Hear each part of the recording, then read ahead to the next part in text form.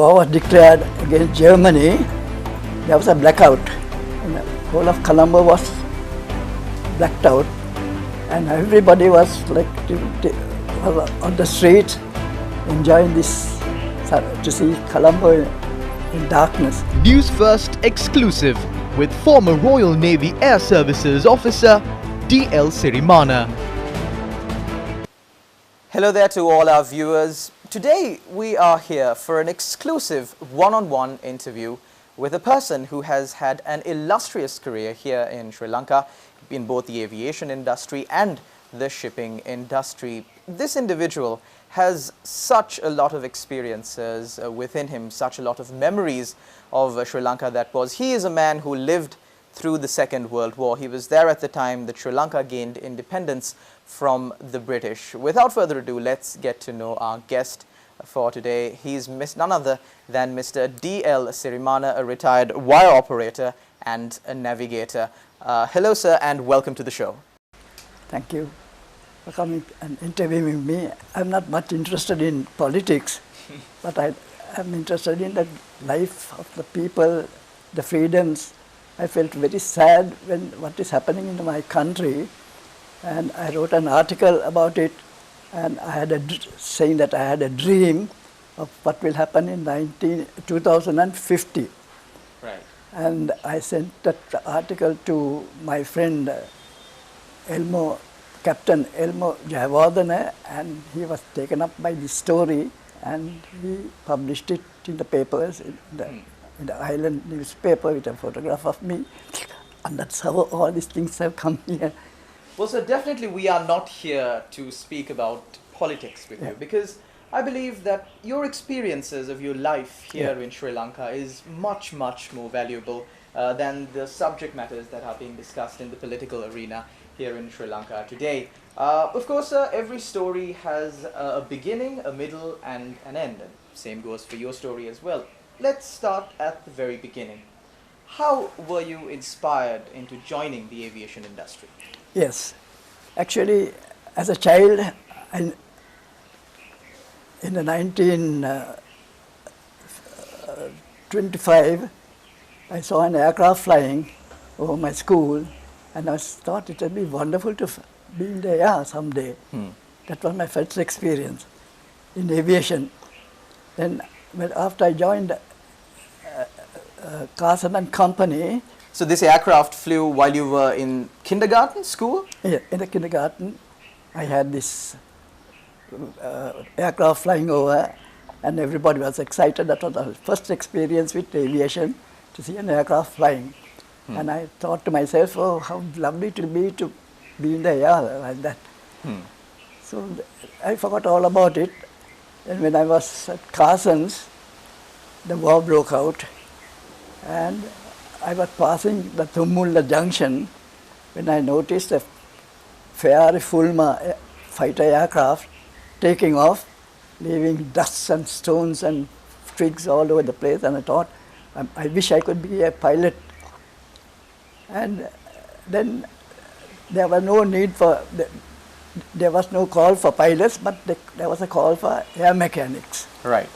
And I joined the fleet air arm as an electrician, and given a 4 months training, and was sent to Katunayaka, not Katunayaka, to Katakurunda Air Naval Base. Right. Actually, it was like a ship, although it was a land station. It was, everybody was treated as if you are in a ship. And I was in the hangar. First of all, we had the old ancient Spitfires, Seafires, and Spitfires, the bombers, and the fighter planes, and we were servicing them, and they came with damaged wings and with shots in their fuselages. We repaired them, and we had a lovely time. I enjoyed the fleet air arm, and then when Japan was bombed by and Sri Lanka was bombed by Japan? No. When American Japan. bombs Japan, Nagasaki and Hiroshima,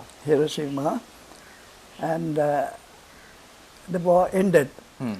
And we were working with all the European staff, mechanics and engineers, and we all had a lovely 3 days of revelry. And I was demobbed and went home. Then I was called by the Department of Post and Telegraph that I have an appointment as a trainee engineer in radio. So, Mr. Siriman, if I'm to take you back to the time when the Second World War was ongoing here in Sri Lanka, what was the experience like? I mean, not too many people here today have a first-hand account of what it felt like to be in Sri Lanka when the entire world was at war. Yeah. What exactly did it feel like? When war was declared against Germany, there was a blackout. And the whole of Colombo was blacked out, and everybody was like was on the streets enjoying this, to see Colombo in darkness. Right. And all the buses, cars, and even bicycles had to have dim their lights, and we had to cover all the windows with black paper, and it's a complete blackout. And during that time, they were frightened that there will be the fifth column who will give information to the enemy ships. Right. And so we were very careful. And then what happened was food was rationed, and everything was controlled by the food control department, and everything was issued on cards, you know. Okay, ration based. Ration books. At the same time, all the currency notes were taken away, all the currency coins were taken away by the British, and pieces of paper were issued to us to buy tea from restaurants and so on. So let me draw your attention, sir, to one of the incidents that took place in Sri Lanka when Sri Lanka was bombed by the Japanese. Where were you exactly at the time, and how did it feel back then? Yeah, I came home. I was an air raid warden at Carson's. That was on the 5th floor of Chartered Bank buildings. And that night I was on duty. And then the next morning, I saw aircraft flying over Colombo. And it was a beautiful sight. And I told everybody there's a aircraft, some formation flying there. And a little later, started bombing.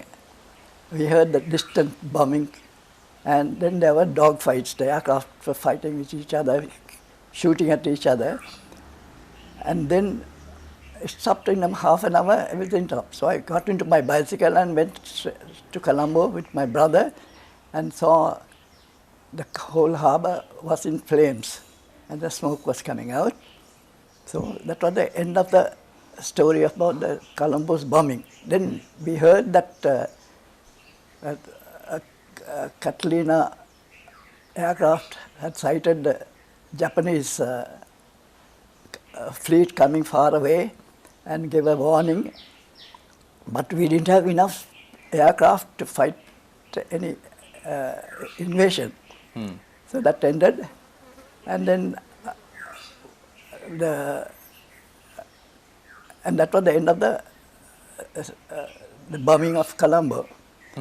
We didn't have any more attacks, but we had a blackout, and all the food was rationed, clothing was rationed, and things were very good until I joined the Fleet Air Arm as a mechanic. I was given a short training and then sent to Katukuru, the air base. And we had it was like a naval base, but it was not on a ship. And I was servicing all types of aircraft, both fighters and bombers. And then the more modern aircraft like Corsairs and Spitfires came into operation. And then after 2 years, the war ended with Hiroshima and Nagasaki being bombed by the Americans. And that was the end of the war. And we were all the Europeans were very happy to go home. They kissed each other, hugged each other. But I felt a bit sad because that was the end of such a lovely life I had at in the fleet era. Sir, if I could ask you, what were some of the most memorable movements of your service at the fleet era With, as a mechanic? as a mechanic, yeah. Of course, we had some nice times. We were looked after by the Navy. We had a camp, and we had about 50 air mechanics, they were called. The people who attended to the engines of aircraft are called fitters, and those who were attending to the aircraft controls and fuselage were called riggers, and we electricians. They didn't take any radio people because they were frightened that we'll have communication with, their enemies. But anyway, we were treated well. We had good food there. They say that the food supplied to all the ships and shore stations were the same all over the world by the Navy. So we were given British food. And when we went on holiday, they gave us rations to take home, and everything was very interesting. Then after the war ended, I joined Post and Telegraph. That's how it was. Yeah. So, sir, I'm sure during your time as a mechanic at the Royal Navy Air Force, you would have had a few near life and death experiences. You would have witnessed some aircrafts maybe crashing to the ground. Any interesting incidents like that you'd like to leave to our viewers? We had to do crash duty. In addition to working in the hangars, that means be at the runway when aircraft are approaching. And some of the, once I could remember, an aircraft came to land, bounced, hit its nose on the runway and caught fire. So we all rushed there and covered the whole aircraft with foam and rescued the pilot. Then there were so many squadrons of Seafires that came from India. They had about 24 aircraft, of which half of them coming to land. I think the pilots were quite new to flying these aircraft, and about half of them crashed, and they were taken to the hangar for repairs. So that type of things that have happened. Then there was one fighter bomber that got stuck in the mud somewhere in Katukurunde, and we had to tow it from the marshes and bring it. Other than that, we heard about so many ships being bombed at Trincomalee, and other than that, there's nothing much to talk about in the fleet era. The life was very interesting to me. I enjoyed it. Mr. Sirimana, after the war ended and after you left the Royal Navy Air Force, where did you go to? What did you do next? I heard that some of the mechanics have been sent by Sir John to Bombay for training. This is Sir John Kothalawala. Sir John Kothalawala for training in civilian aircraft. And I was rather disappointed that I was not called, but suddenly I got a call to say that I have been appointed as a training engineer in the Post and Telegraph at Borrell. So I went there, and I was rather disappointed. It was only a house, but no workshops or factories. But anyway, I enjoyed there, and we had to service the Valicada transmitting stations. For the first time I saw such huge wells, water-cooled wells, and the antennas were about 300 feet tall. And it was very interesting to service those aircraft. And then one day we got a call to say that Sir John Kothalawala is opening Ratmalan Airport, and three district telegraph inspectors and I were sent to Ratmalana to get the equipment ready for civil aviation. That's how I started aviation in Ratmalana. So we went to Ratmalana and checked all the transmitters, the control tower, the runway lighting, And we were very happy doing all this work. And then there was the airport was opened and ready and said it's ready for civil aviation. Then Air India started operating flights, daily flights to Ratnavana, and myself and 2 DITs were at the control tower when an Indian airline aircraft was asking for landing instructions. So Mr. Senviratna, who was a DIT, he had the microphone in his hand and he got tongue-tied, he didn't know how to answer that. And again the aircraft called Ratnavana Tower, and then he said, you can land on the side that is towards the land, and the control tower will be on your left, and please land. So it landed. Then the pilot came and spoke to who is the flight controller here. He said, we are not flying controllers, we are from Post and Telegraph engineers. So he said, no, this is the way it should be done, and he gave us instructions on how to instruct an aircraft to land, to say the runway is marked runway 22 and runway 04 at the other end, and you must get from the Met Department the QFE or the pressure on the aerodrome level, the wind conditions, the visibility, and the cloud, base of cloud. So he was very happy with us, and after that we started controlling. Then Sir John Kutalaola organized airport controllers recruitment. And there was a person by now, Joe Jaiman. He was a wireless operator during the war. He came and started the communication system, and I also got interested in that, in communication. So I learned my Morse and how to communicate with aircraft. And then what happened, there was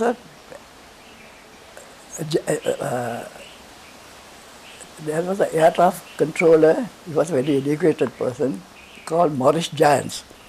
So he called me to the tower, and we used to get all the ICAO publications. For the first time, civil aviation world over in Geneva, they had this organization called the ICAO. Actually, it was the PICAO.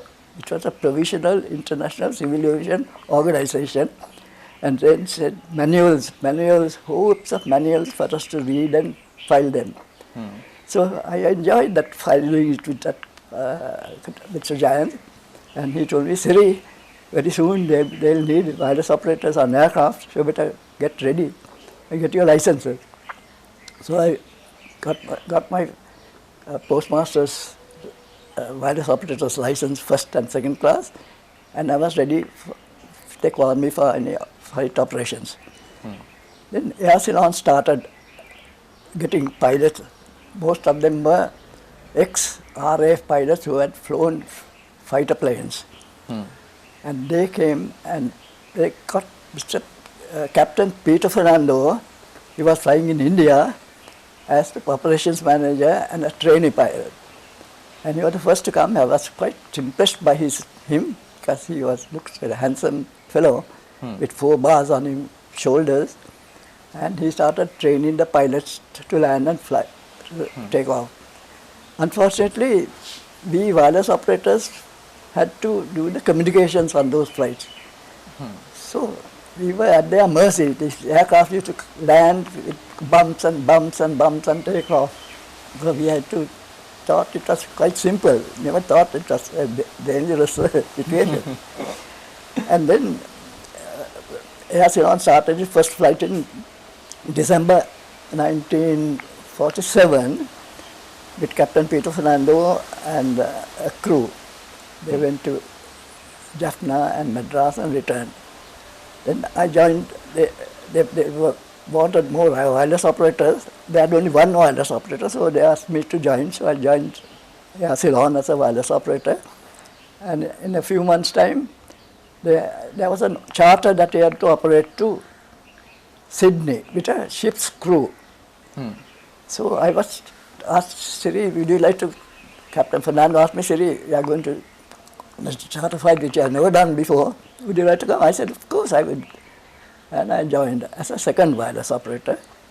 And we went to Colombo, Madras, Calcutta for refueling and a night stop. Then we were to fly Rangoon, Bangkok, Singapore. But the weather was okay, and the captain said, never mind landing at Rangoon, we'll fly straight to Singapore.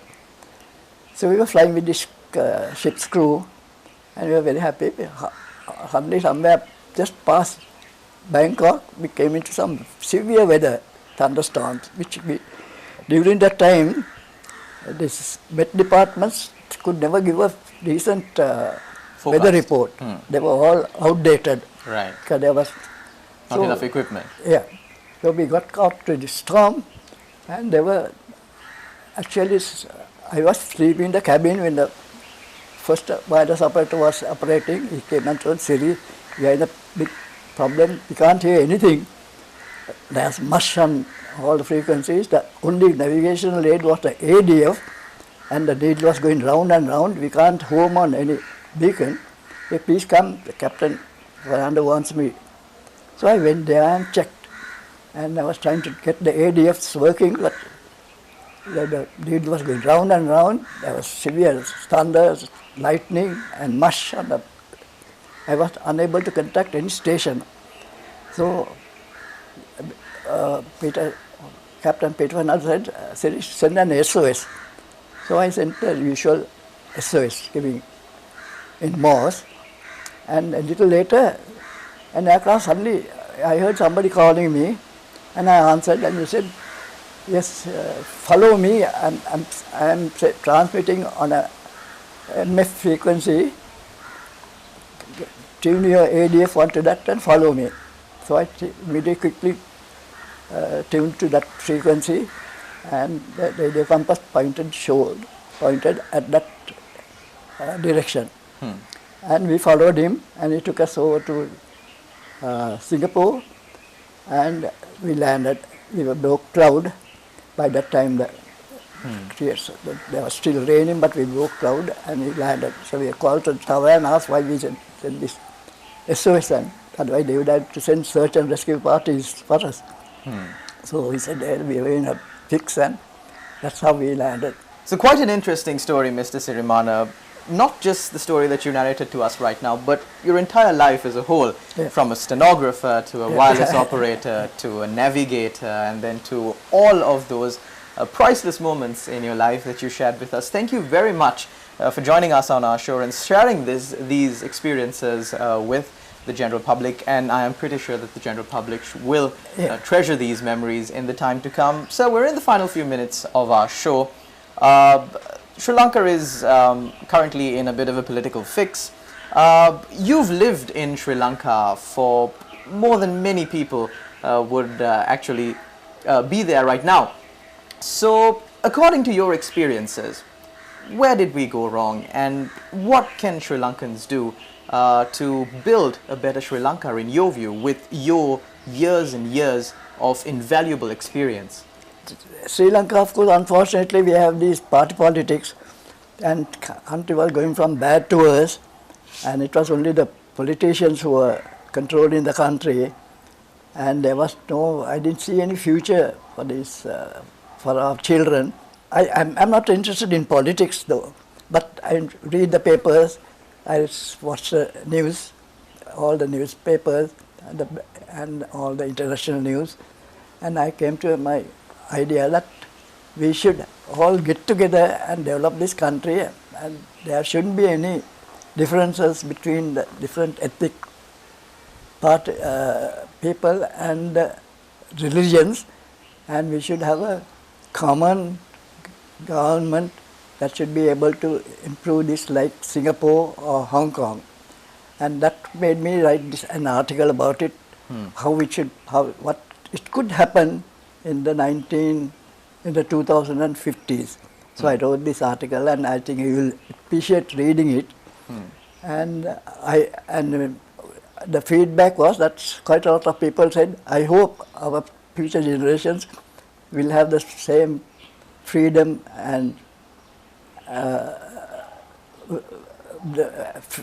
the same freedom and the life to be pleasant for everybody, irrespective of caste and religion.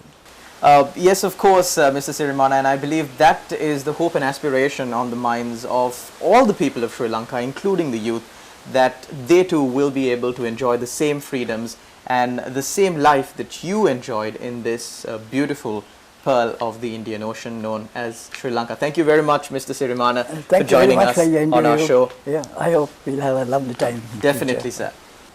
And that's it. You heard it from the man himself, Mr. D.L. Sirimana, a person with a wealth of knowledge here in Sri Lanka. Thank you very much to all our viewers out there for tuning in. War was declared against Germany. There was a blackout. And the whole of Colombo was blacked out. And everybody was like on the street enjoying this, to see Colombo in darkness. Newsfirst exclusive with former Royal Navy Air Services officer D.L. Sirimana.